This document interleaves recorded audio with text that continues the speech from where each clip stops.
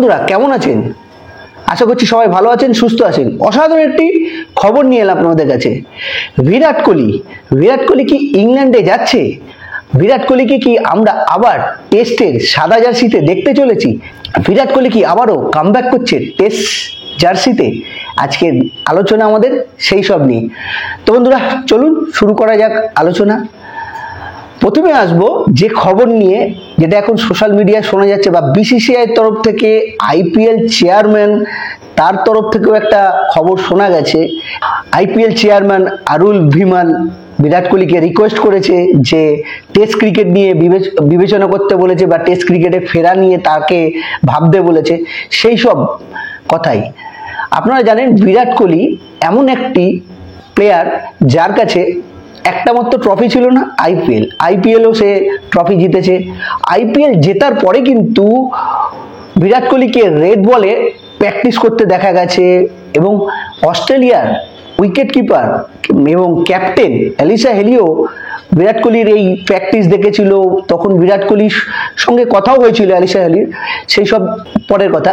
তবে Alyssa Helio বলেছিল বিরাট কোহলি কিন্তু রেড বল ক্রিকেটের সব থেকে বড় ব্র্যান্ড, বা বিরাট কোহলিকে রেড বল ক্রিকেটে দেখার জন্য কিন্তু মাঠ ভর্তি হয়।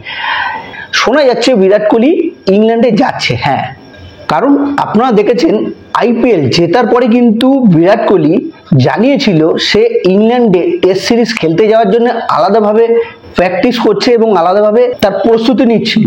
সেটা অ্যালিসা হেলি দেখেছিল বা তার সঙ্গে কথা হয়েছিল। কিন্তু তারপর যে ঘটনাটা ঘটেছে সেটার জন্য আমরা কেউ তৈরি ছিলাম না।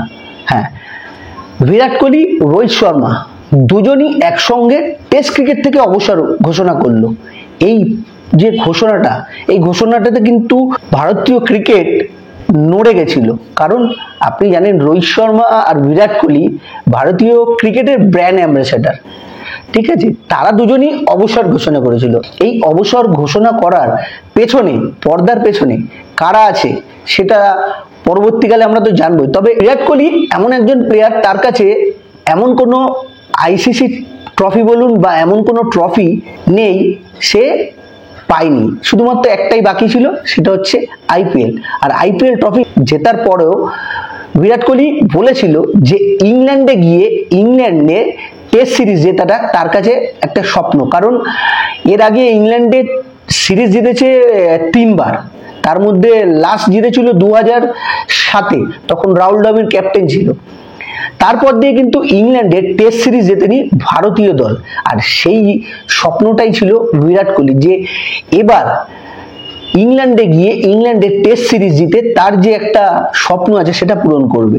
সেটা কিন্তু হয়নি, কারণ তার আগে কিন্তু অবসর নিতে হয়েছে। আর এবার যেটা শোনা যাচ্ছে, আইপিএল চেয়ারম্যান বলুন বা বিরাট কোহলি, তার যে ডিসিশনটা সেটা চেঞ্জ করবে বা রেড বল ক্রিকেটে ফিরবে।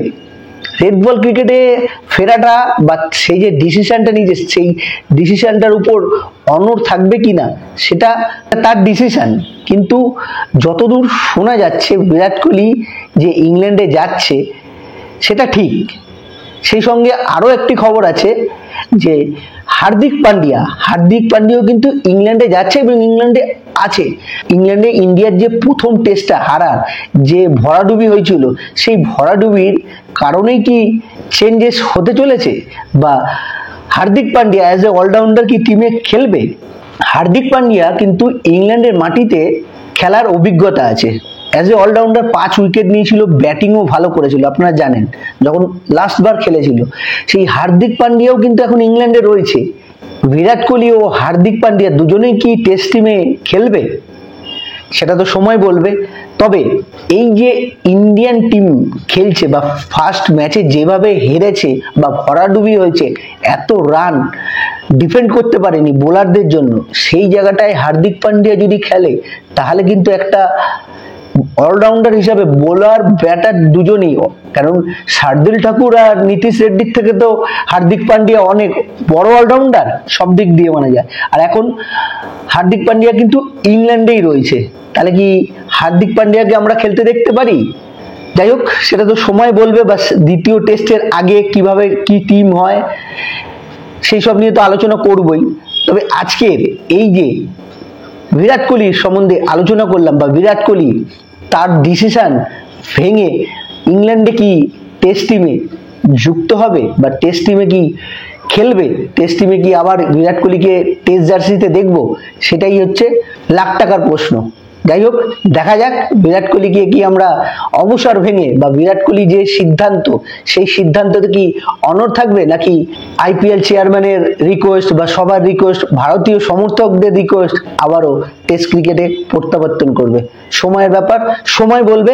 ততক্ষণ এই ভিডিওটা কেমন লাগলো অবশ্যই বলবেন। আর যা খবর আমরা পাবো বিরাট কোহলি বা হার্দিক পান্ডিয়া, সব থেকে বড় খবর হার্দিক পান্ডিয়া যদি অ্যাজ এ অলরাউন্ডার ভারতীয় টিমের সঙ্গে যোগ দেয়, তাহলে কিন্তু অসাধারণ হবে।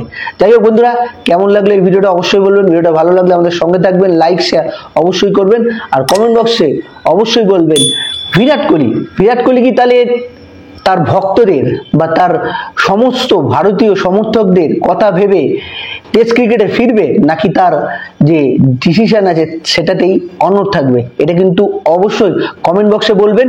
আর ততক্ষণ ভালো থাকবেন, সুস্থ থাকবেন, আর এই ভিডিও দেখতে থাকবেন, লাইক শেয়ার অবশ্যই করবেন।